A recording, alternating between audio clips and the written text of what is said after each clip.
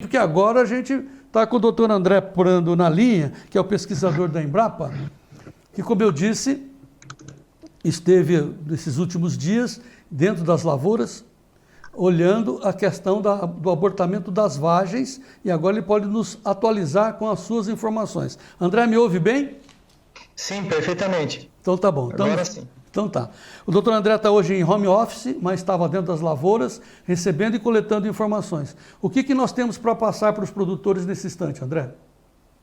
Boa tarde, Olívio, boa tarde a todos, né? Estamos fazendo avaliações, né, dessas amostras coletadas no campo para ter confirmações de alguns fatores, né? Algumas coisas, assim, a gente, de maneira geral, né, todos sabem a questão assim do clima, né, a interferência, né, muito forte do clima, né, e a proposta é estudar mais para esclarecer quais os fatores envolvidos no clima, né. O clima é uma coisa muito geral, né, mas a gente tem que aprofundar nas variáveis, né, dentre elas, né, muitas aí já comentadas, né, a questão, né, da chuva, né, importante considerar, né, não só o excesso, mas também ver que antes houve um período de escassez de chuva e uma mudança muito abrupta nessas condições climáticas, associadas aí com essas nebulosidade, né, que interfere na radiação solar, né, não só a quantidade de luz, mas a qualidade dessa luz e também as temperaturas, né, então também a presença de temperaturas elevadas nesse período. E a gente observou, né, que isso acontece mais nas cultivares, né, nessas regiões onde teve o problema, em uma data específica de semeadura, né, então a gente teve vários relatos, além das lavouras que a gente acompanhou, né, e a gente viu uma predominância da data de semeadura em torno do dia 18 de outubro. Vai variar aí entre o dia 14 e 24 de outubro. Mas são nessas condições aí que a gente está encontrando o problema. Visitando no mesmo produtor, é bem comum a gente ver isso, né? Ele tem problema na mesma cultivar, mesmo manejo, tudo igual, né? Nessa data de semeadura, porém, quando ele semeia em torno de 10 dias depois, já no início de novembro, ele não apresenta esse problema. Então, é um fato bastante intrigante, né? Essa associação de fatores, né? Possivelmente, né? A gente quer buscar entender melhor, mas ela atua em determinado estádio específico da soja. Algum momento aí entre a formação de vagem, início de enchimento de grãos, algum estresse muito forte, né? Que ocasionou o abortamento dessas vagens, né, e também morte prematura desses grãos, né? E precisamos, sim, tentar entender, né, o porquê isso, nessa região onde está problema, ocorre, às vezes, numa lavoura, né, aí alguns quilômetros, né, talvez até alguns metros, né, num outro produtor esse problema não ocorre, né? Então, são várias variáveis agindo nesse ambiente, né, e a gente precisa entender o que ocasionou. Mas esse padrão aí a gente observou muito forte em função, interagindo com o clima, obviamente, né, a data de semeadura. Então tá, vamos fazer uma revisão, vamos tentar fazer um resumo de tudo que o André nos passou. Pode soltar algumas fotos, inclusive, das sojas vazias aí de grãos, uma loucura. Então assim, olha, o problema é claro que é climático, né? O abortamento tem tudo a ver com o clima que vocês estão vendo aí. Então, uma coincidência de concentração de datas de plantio. Primeiro foi isso. Depois veio o estresse causado pelo encharcamento do solo e a nebulosidade que cobriu todas essas áreas e não deixava o sol entrar para fazer a fotossíntese e também eliminar a umidade. Então, concentração de datas de plantio provocado auxiliado, entre aspas, né, pelo clima úmido, como vocês estão vendo nessa foto. A coincidência foram sojas vazias de grãos. Agora, importante também, né, André, dizer coisas bem... Pode mostrar o André agora, Davi.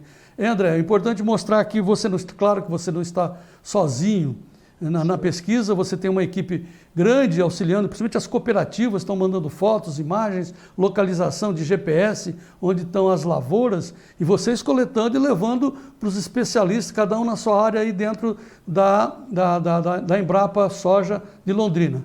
Esse é o quadro, André?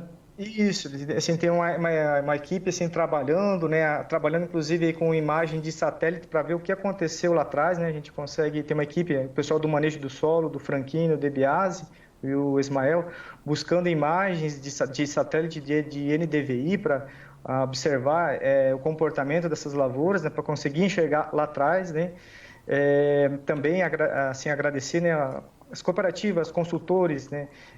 Agradecimento especial também aqui, os extensionistas do IDR, né, que antigo Emater, EPAR e Emater, que também nos auxiliam, né, com o repasse de informações, né, e também dos dados climáticos, né? E é um trabalho em conjunto, né, com várias equipes, várias pessoas para descobrir, né, o que está ocorrendo. Também a gente trabalha com...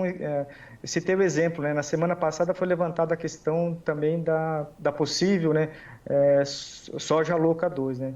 Ainda naquele dia foram coletadas as amostras, né, e eu já encaminhei em mãos, né, o pesquisador responsável, que é o Dr. Maurício Meyer, que é o especialista nessa doença, né, nesse problema, né, para analisar, para ver se existe, né, alguma presença de nematóide, no caso, nematóide afelencoides, né.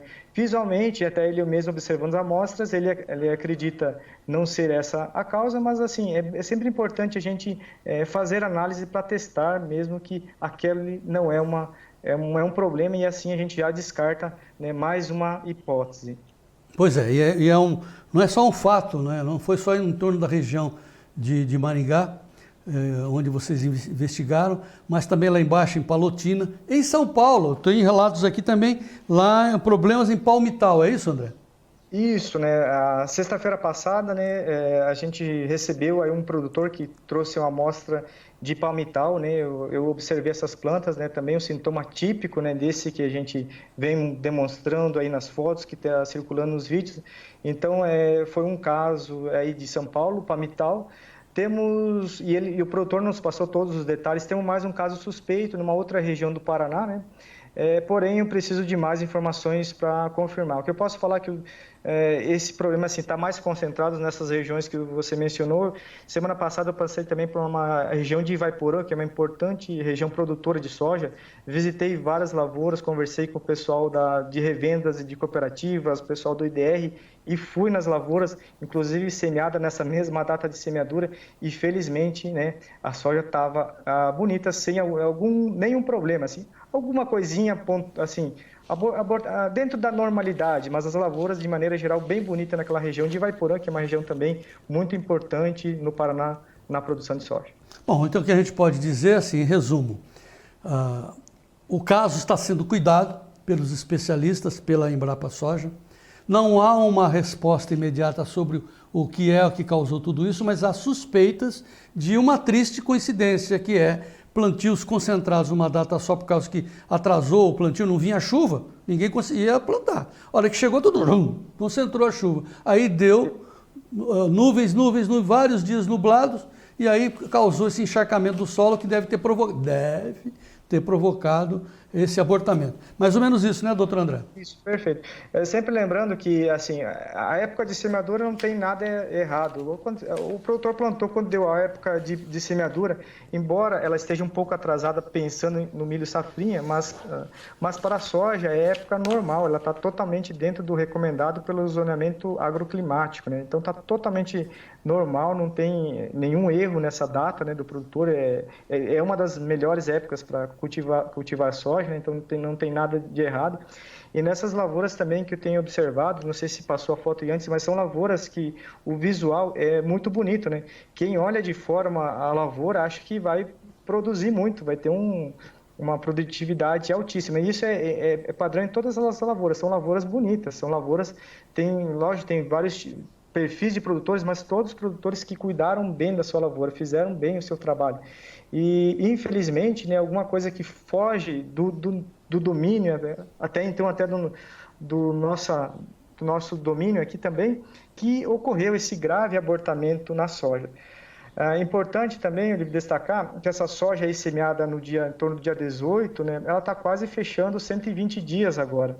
Numa condição normal, ela estaria muito próxima, estaria chegando perto da colheita, talvez faltando aí uns 10 dias, mas estaria muito perto da colheita.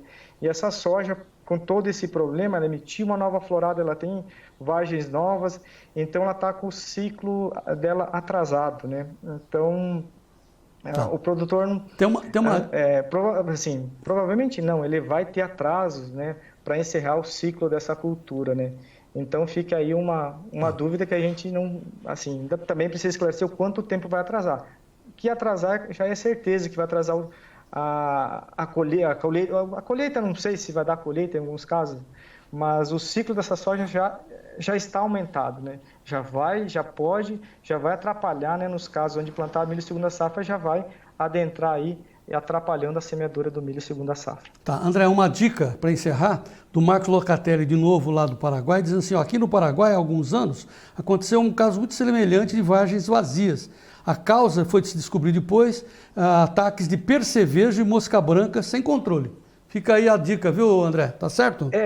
Sim, não. É um fator, a gente também observou nessas áreas a presença de insetos pragas, né? A gente observou e assim, não foi um fator comum. Existiu, sim, em alguns locais a presença de percevejo, mas muitas áreas estavam perfeitas, assim, no quesito de percevejo, no quesito manejo, e apresentavam os problemas. Em algumas áreas tinham lá um percevejo por metro, né, segundo o relato do produtor. Mas assim, conversando, Olívio, com o pessoal mais experiente da entomologia, que tem várias safras acompanhando a cultura da soja, o percevejo, sim, ele causa queda de vagens, mas num nível desse aí, é difícil, né, entender como um percevejo poderia causar um abortamento tão severo e tão intenso, né?